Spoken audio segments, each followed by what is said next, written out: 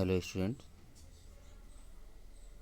आज हम कुछ वस्तुनिष्ठ प्रश्नों को लगाएंगे, इनका अभ्यास करेंगे।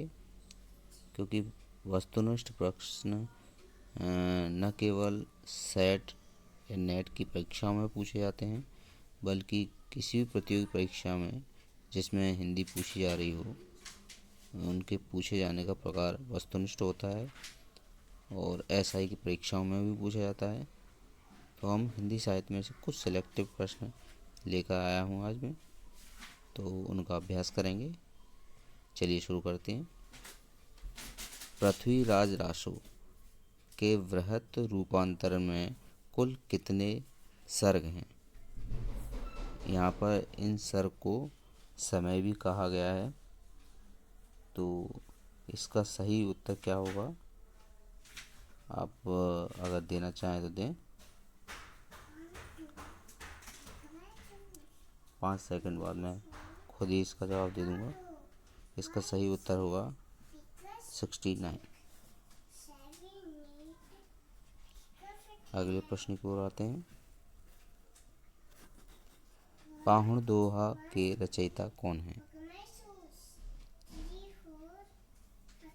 5 सेकंड बाद उत्तर लीजिएगा। पाहुण दोहा के रचयिता कौन हैं? पाहुण दोहा के रचयिता हैं राम सिंह। चलिए अगला प्रश्न देखते हैं। कौन सी रचना शालिभद्र सूर की नहीं है? प्रश्न एक बार फिर, कौन सी रचना शालिभद्र सूर की नहीं है? बुद्धिरास, भरतेश्वर बाहुबली रास, पंच पांडव चरितरास, चंदनवाला रास। इनमें से कौन सी रचना शालिभद्र सूर की नहीं है? चलिए उत्तर ले लेते हैं। शालिभद्र सूर की रचना जो है बुद्धिरास है, भरतेश्वर बाहुबली रास भी है, पंच पांडव चरितरास भी है। इसमें चंदनवाला रास यह रचना नहीं है। इसका सही उत्तर है चंदनवाला रास।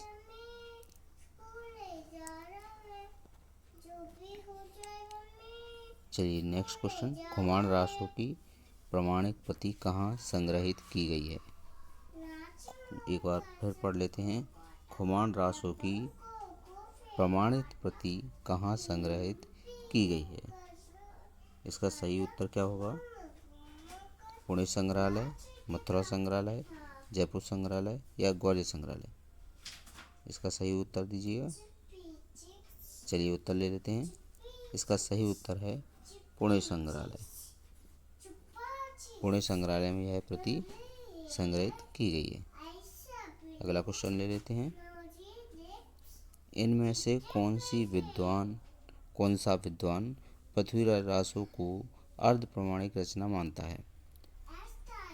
प्रश्न एक बार फिर, इनमें से कौन सा विद्वान पृथ्वीराज रासो को अर्ध प्रमाणिक यानी कि प्रमाणिक मानता है लेकिन आधा मानता है, अर्ध प्रमाणिक रचना मानता है?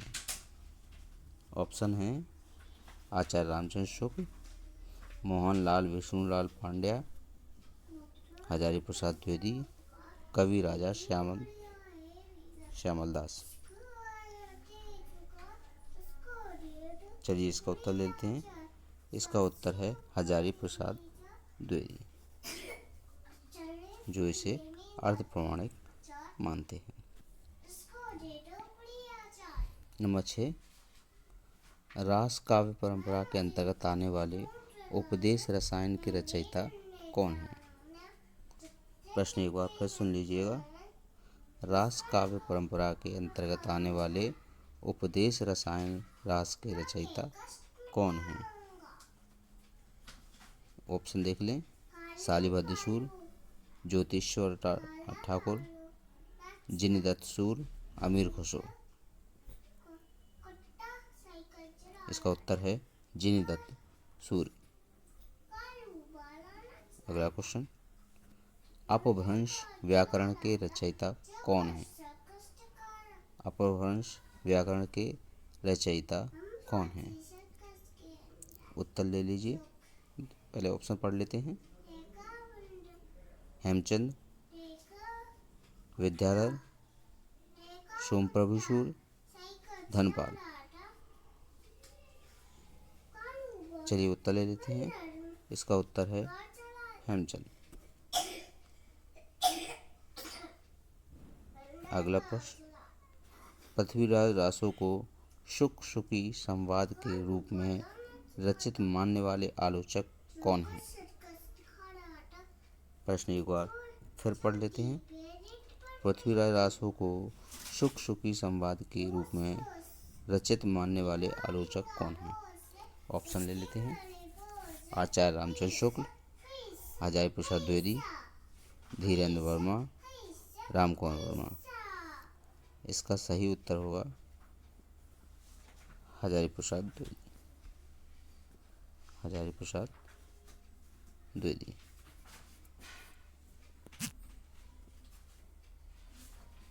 चलिए अगला क्वेश्चन ले लेते हैं। पुरुष कहानी हो कहो जसु पत्थावे पुन्नु किस कवि की पंक्ति है? एक बार फिर पढ़ लेते हैं। पुरुष कहानी हो कहो जसु पत्थावे पुन्नु किस कवि की पंक्तियां हैं ये? ऑप्शन ले लेते हैं। विद्यापति, नरपति नाल्य, चंद्रवरदाई, जगनिक। जगनिक जिन्होंने आलाखंड भी लिखा हुआ है। चलिए उत्तर ले लेते हैं। इसका सही उत्तर है विद्यापति। अगला प्रश्न, हिंदी में नक्शक परंपरा का आरंभ किस रचना से हुआ है?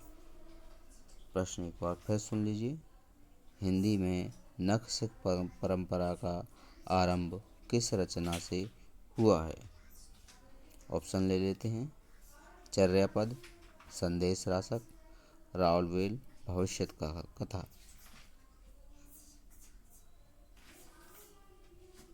चलिए उत्तर ले लेते हैं। इसका सही उत्तर है रावलवेल। अगला प्रश्न, बहुत कठिन डगर है पनघट की, कैसे मैं घर लाऊं मधवा से मटकी। पनिया भरन को मैं जो गई थी, दौड़ झपट मुरी मटकी पटकी। प्रस्तुत का पंक्तियां के रचनाकार कौन हैं? एक बार फिर पढ़ लेते हैं। बहुत कठिन डगर है पनघट की, कैसे मैं घर लाऊं मधवा से मटकी।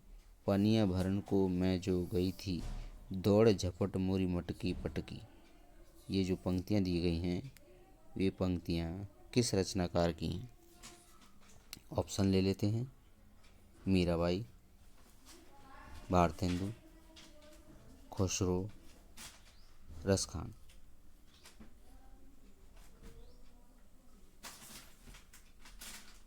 चलिए उत्तर ले लेते हैं। इसका सही उत्तर है अमीर खुसरो।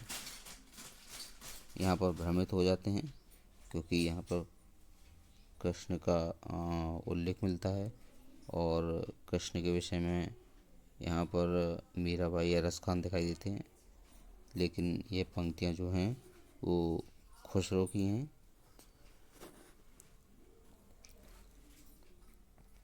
पाहुण दोहा का अर्थ क्या है? प्रश्न एक बार फिर ले लेते हैं। पाहुण दोहा का अर्थ क्या है? दोहों की माला, दोहों का संग्रह, दोहों का उपहार, दोहा और पाहुन। पाहुण दोहा का अर्थ क्या है? इसका सही उत्तर है दोहों का उपहार।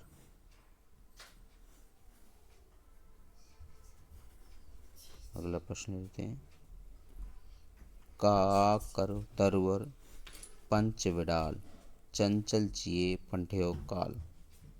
इस पंक्ति के लेखक कौन हैं? प्रश्न एक बार ले लेते हैं फिर से।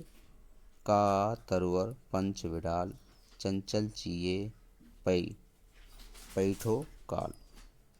इन पंक्तियों के लेखक कौन हैं? लुईपा, सरपा, कण्णप्पा, विरुप्पा। इनमें से कौन है? इसके जो लेखक हैं वे हैं लुई पा। लुई पा, एक बार फिर देख लेते हैं। लुई पा, सरापा, कण्णप्पा और विरुप्पा ये सभी सिद्ध साहित्य के कवि हैं, सिद्ध कवि जो 84 हुए थे। अगला क्वेश्चन, अपभ्रंश भाषा में दब्ब, सहाव, पयास काव्य ग्रंथ की रचना करने वाले कवि कौन हैं? प्रश्न एक बार फिर से देख लेते हैं। अपभ्रंश भाषा में दब्ब, सहाव, पयास काव्य ग्रंथ की रचना करने वाले कवि कौन हैं? लक्ष्मीधर, हेमचंद्र, शालिभद्र सूर या देवसेन?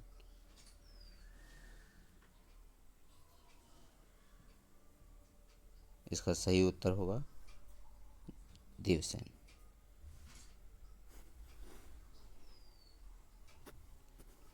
यह प्रश्न ज़्यादातर लोगों को पता होगा। गारसा दत्तासी ने रासो शब्द की उत्पत्ति किस शब्द से मानी है? प्रश्न एक बार फिर, गारसा दत्तासी ने रासो शब्द की उत्पत्ति किस शब्द से मानी है? अब ऑप्शन ले लेते हैं। रसायन शब्द से, रासक शब्द से, राजसूय शब्द से या रास से?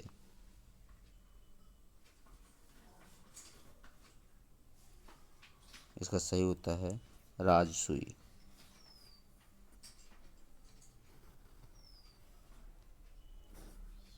कौन सा नाथ योगी स्त्री मोह में फंस गया था जिसका गोरखनाथ ने उद्धार किया था? प्रश्न महत्वपूर्ण है, एक बार फिर सुन लीजिए। कौन सा नाथ योगी स्त्री मोह में फंस गया था जिसका गोरखनाथ ने उद्धार किया था? ऑप्शन ले लें। मच्छेंद्रनाथ, गोपीचंद नाथ, चौरंगीनाथ, चुणकरनाथ।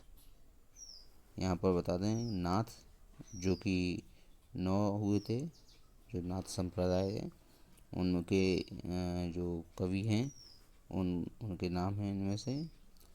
अब आपको यह बताना है इनमें से कौन सा वो नाथ योगी है जो स्त्री मोह में फंस गया था और गोरखनाथ द्वारा उसका उद्धार किया गया था।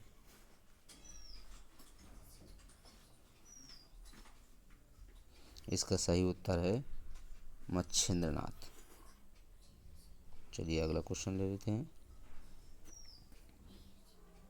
नाथों की सबसे बड़ी कमजोरी उनका रूखापन तथा गृहस्थ के प्रति अनादर भाव है, यह कथन किस आलोचक का है? प्रश्न एक बार फिर पढ़ लेते हैं। नाथों की सबसे बड़ी कमजोरी उनका रूखापन तथा गृहस्थ के प्रति अनादर भाव है, यह कथन किस आलोचक का है? ऑप्शन ले लेते हैं। Ramchandra Shukla, Hazari Prasad Dwivedi, doctor Nagendra, doctor Bachchan Singh.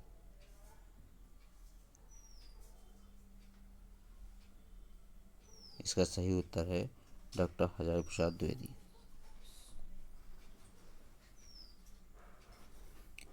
प्यूँ चितौड़ न आवेई सावन पहली तीज, जोवे बाट बिरहिणी खिण खिण अबहै तीज।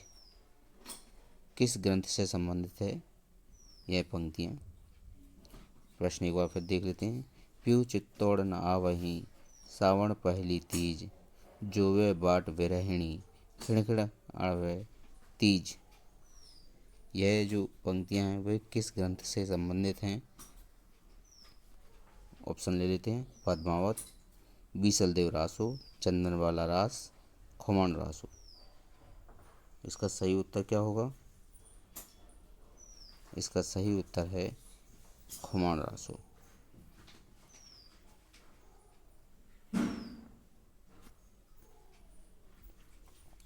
पृथ्वीराज रासो के कितने संस्करण प्राप्त होते हैं? एक बार फिर सुन लेते हैं प्रश्न। पृथ्वीराज रासो जो है उसके कितने संस्करण प्राप्त होते हैं? 2, 4, 5 या 6? इसका सही उत्तर है 4। अगला प्रश्न और आखिरी प्रश्न, बीसल देव रासो का 12 मासा जो विरह वर्णन है वह किस मास से प्रारंभ होता है, किस महीने से प्रारंभ होता है?